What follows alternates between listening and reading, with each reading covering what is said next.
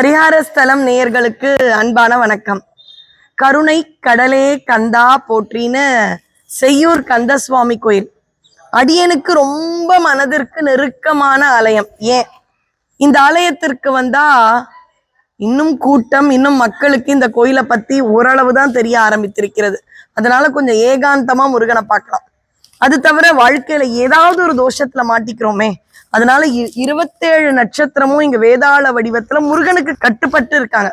நாளென் செய்யும் வினைதான் என் செய்யும், என்னை நாடி வந்த கோள் என் செய்யும், கொடுங்கூற்று என் செய்யும் அப்படின்னு அலங்காரத்துல வருது.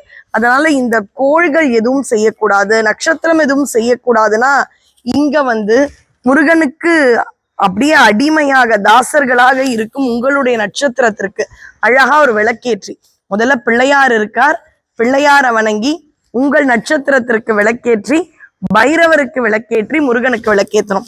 இது ஸ்தல விருட்சம் வன்னி மரம், அதன் அருகே இருக்கின்றோம்.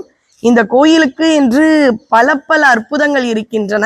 ஒவ்வொன்றாக உங்களை மாதிரி இருக்கக்கூடிய அன்பர்களோடு நம்ம இந்த தரிசனத்தை மேற்கொள்ளாமல் யாரோடு?